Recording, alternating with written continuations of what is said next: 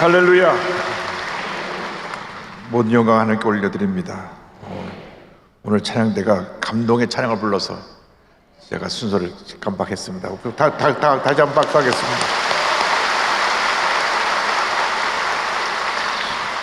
자, 옆에 두 분 이상 인사합니다. 모든 것이 주님의 은혜입니다.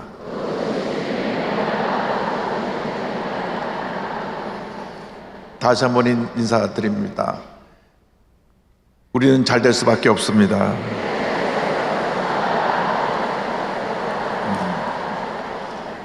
오늘 제50일의 선교대를 맞아서 오늘 마가복음 10장 15절로 18절을 본문으로 하여 예수님의 마지막 분부 이 어떤 제목으로 함께 말씀의 은혜를 나누기 원합니다.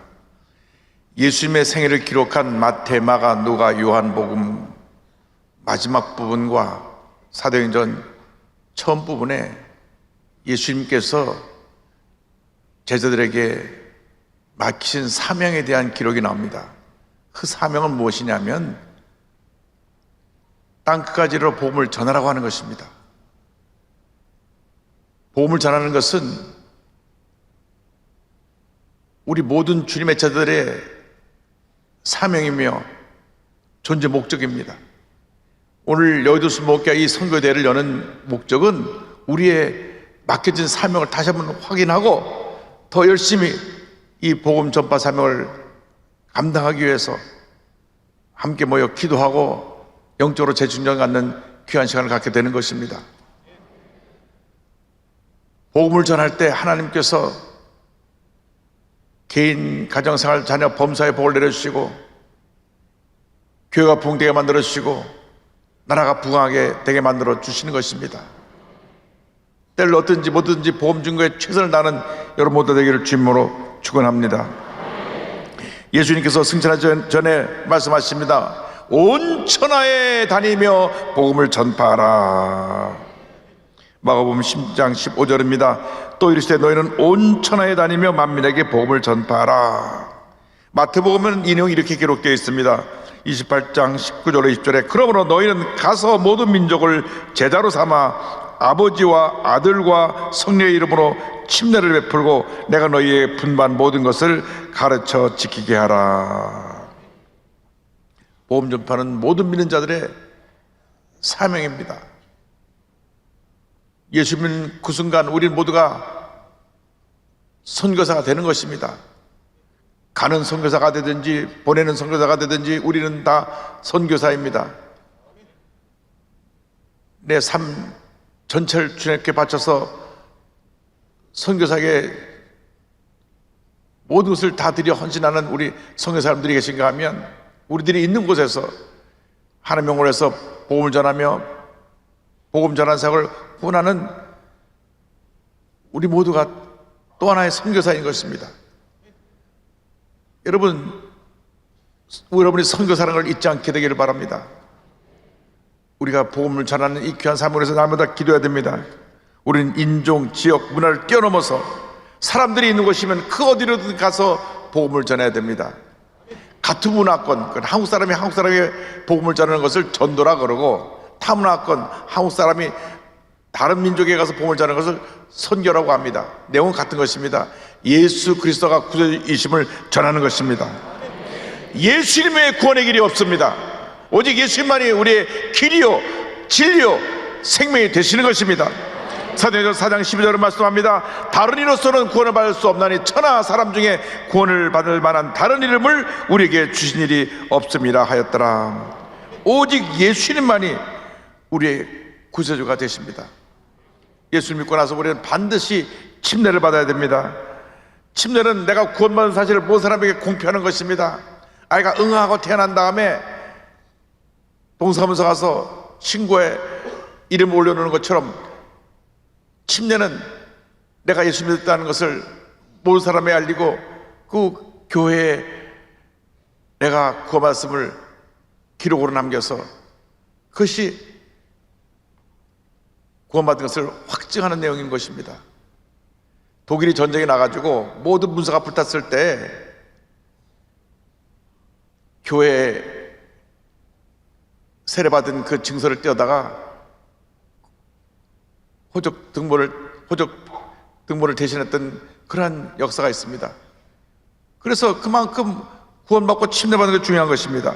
마가복음 10장 10절에 믿고 침례를 받는 사람은 구원을 얻을 것이요 믿지 않는 사람은 정죄를 받으리라 그랬습니다.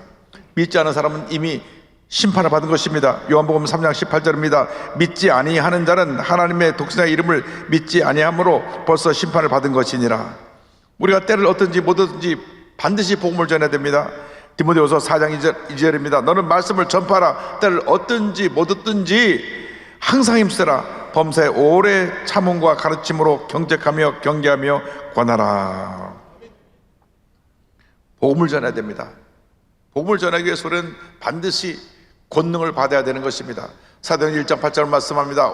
오직 성령이 너에게 임하시면 너희가 권능을 받고 예루살렘과 온 유대와 사마리아와 땅 끝까지 이르러 내 증인이 되리라 하시니라. 복음을 전하는 것은 내 힘으로 하는 것이 아닙니다. 주님이 주시는 권능을 하는 것입니다. 선교의 주관자는 성령님이십니다. 우리가 성령 충만 받을 때 예수의 영이신 성령께서 그 귀한 삶을 잘 감당할 수 있도록 우리에게 능력을 부여해 주시는 것입니다. 마태복음 28장 18절을 말씀합니다. 예수께서 나와 말씀하여 이르시되 하늘과 땅의 모든 것을 내게 주셨으니 성령이 임하면 예수님의 권세가 우리에게 임해서 놀라운 역사를 행할 수 있게 되는 것입니다. 예수께서 제자들에게 복음 전파의 사명을 맡기실 때 권능을 함께 부여해 주셨습니다. 마가복음 3장 14절 15절입니다. 이에 12를 세우셨으니 이는 자기와 함께 있게 하시고 또 보내사 전도도 하며 귀신을 내쫓는 권능도 가지게 하려 하심이니라. 이미 복음을 전하는 우리에게는 성령이면서 권능이 함께하고 있습니다.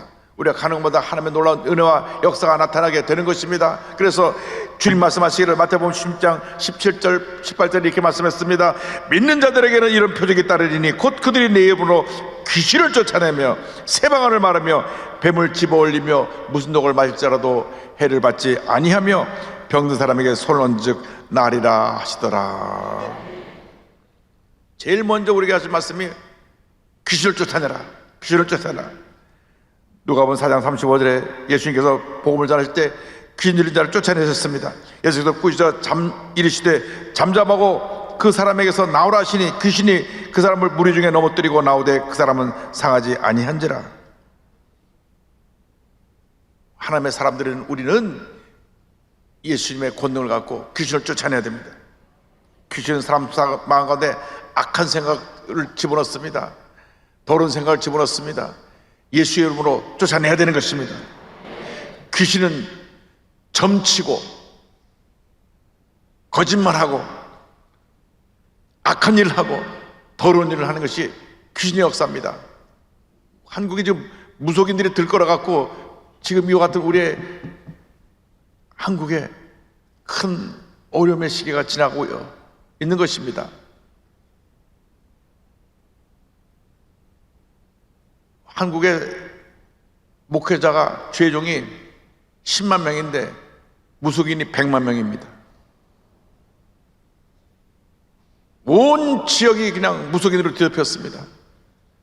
교회가 영적으로 침체되는 동안에 무속인들이 활개를 치고 온 사회를 불안하게 하고 마음속에 어두운 생각을 집어넣고 흔들어서 이 나라가 이 모양 이 꼴이 된 것입니다. 우리 다시 일어나야 됩니다.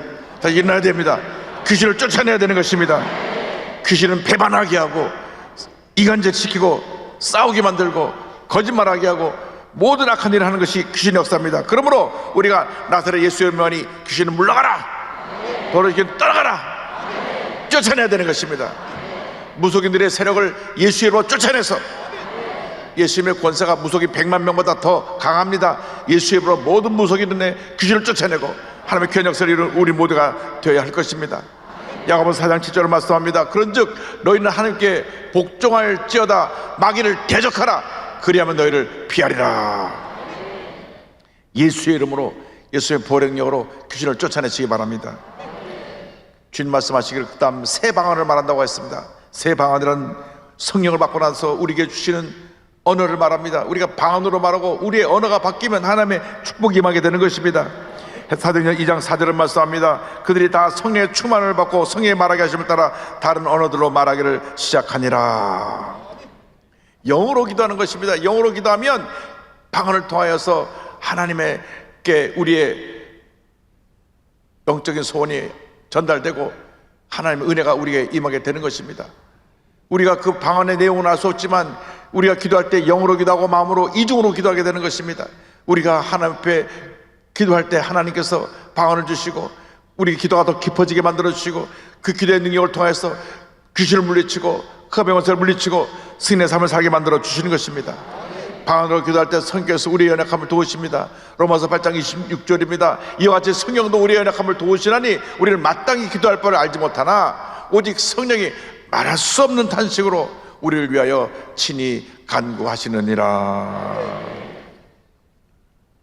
그러므로 우리가 하나님 앞에 엎드려 기도할 때 성령의 언어로 방언으로 기도해야 됩니다. 그리고 우리의 언어가 바뀌어야 됩니다. 긍정적인 언어, 남을 살리고 남을 치료하고 남을 회복시키는 언어로 우리의 언어가 바뀌어야 되는 것입니다. 부정적인 말, 늘 어두운 얘기, 절망에 속한 이야기를 하면 안 됩니다. 꿈과 희망의 이야기를 해야 되고 치료와 용서, 회복의 언어를 선포하는 우리 모두 되기를 주님으로 축원합니다. 그리고 나가서 주님 말씀하시다. 뱀을 집어 올리라. 마가복음 16장 18절에 뱀을 집어 올리며 무슨 독을 마실지라도 해를 받지 아니하며 말합니다. 여기서 뱀은 독사를 말합니다. 뱀은 사람을 물어서 죽음에 이르게 합니다. 아담과 하와가 뱀에게 물려갖고 죄가 들어와서 온 인류가 죄에 갇히게 됐습니다. 마귀가 뱀한테 들어가가지고 하와를 유혹해서 선악과를 따먹게 하는 순간 뱀에게 물린 것입니다. 우리가 이 세상 살아가면서 우리를 물고자 하는 흑암의 권세들이 얼마나 많은지 모릅니다. 우리를 물어서 우리가 거짓령에 빠지게 하고 죄의 유혹에 빠지게 하고 잘못된 선택을 하고 잘못된 행동하도록 뱀이 와서 무는 것입니다. 성령으로 충만하면 바울이 뱀에 물렸어도 전혀 아무런 해를 받지 않은 것처럼 그러한 독이 우리에게 임하지 않게 되는 것입니다. 성령의 충만을 받아야 됩니다. 흑암의 권세를 물리쳐야 되는 것입니다. 우리가 이 세상을 살다 보면 원치 않게 뱀에게 물립니다. 유혹의 뱀에 물리고 거짓말의 뱀에 물립니다. 그런데 성령 충만 받으면 성령의 은혜로 말미암아 흑암의 권세가 우리에게 떠나게 되는 것입니다. 나아가서 무슨 독을 마실지라도 해를 받지 아니한다 그랬습니다. 이 독은 마시는 것입니다. 마시는데 독을 먹는 그 순간 온몸이 독이 퍼져서 병을 앓게 되고 죽음에까지 이르게 됩니다. 우리가 지금 이 세상에 보는 것이 얼마나 많은 독을 우리에게 갖다 주는지 모릅니다. 유튜브라는 이상하게 나와가지고 복음을 전하는 도구로 쓰지 않고 그걸 갖다가 돈 버는 재미로 온갖 악한 내용을 집어넣어서 사람들을 선동하고 그래서 조회수를 올려갖고 돈을 버는 악한 사람들이 많이 있습니다. 그런데 그래서 보는 순간 내가 독을 마시는 것입니다. 필요 없는 부정적인 얘기를 듣는 순간 내가 독을 마시는 것입니다. 그래서 날마다 예수의 보혈로 씻어내야 됩니다. 나사렛 예수의 명하노니 예수의 보혈로 흑암의 권세 물러가라. 우리가 세상에 우리를 유혹하는 어떠한 흑암의 권세에도 귀 기울이지 말고 우리가 예수의 이름으로 물리치고 승리의 삶을 살아가는 주님의 귀한 일꾼이 되어야 할 것입니다. 젊은이들이 우연히 유튜브를 보고 필요 없는 인터넷 들어보다가 음란 중독에 빠지기도 하고 도박 중독에 빠지기도 하고 요즘 또 마약이 얼마나 많이 퍼져나가는지 마약 중독에 빠지기도 합니다. 미국이 마약을 철저히 막으니까 미국에 못 들어간 마약이 전 세계로 퍼져가지고 지금 온 나라에 온 세계에 마약이 확산되고 있는데 마약 청정국에 있죠. 한국은 아직 마약을 아는 사람이 너무 많다. 그러고 가서 마약을 갖다 퍼뜨리자 그래가지고 한국에 막 들어오는 외국인들이 마약을 갖고 얼마나 들어오는지 지난번에 배 한 척을 잡았는데 그 안에서 5,800만 명이 먹는 분의 마약이 나왔습니다. 우리가 이런 독이 우리나라에 퍼지지 않도록 예수의 이름의 권세로 물리쳐야 되는 것입니다. 성령 충만 받고 예수의 권세를 물리쳐야 됩니다. 흑암의 권세를 물리쳐야 됩니다. 도박의 귀신, 음란의 귀신, 마약의 귀신을 물리쳐야 되는 것입니다. 성령 충만 받아야 되는 것입니다. 나아가서 병든 사람에게 손 얹은 즉 나으리라고 말씀합니다. 18절에 병든 사람에게 손 얹은 즉 나으리라 하시더라. 우리 기독교 신앙은 치료하는 신앙입니다. 예수님께서 공생의 3분의 1을 병 고치는 사역에 그 모든 힘을 쏟으셨습니다. 성경에 보면 예수님께 나와서 병 고침 받지 못한 사람은 한 사람도 없습니다. 다 나와서 병을 고침 받았습니다. 우리 조영규 목사님이 천막교회에서 5명으로 출발한 교회가 3년 만에 500명이 된 그 부흥의 핵심에 병 고침 역사가 있었습니다. 안전병이가 일어나고 중풍병자가 일어나고 귀신들이 귀신 쫓겨나가고 온갖 병들이 다 와서 고침을 받았습니다.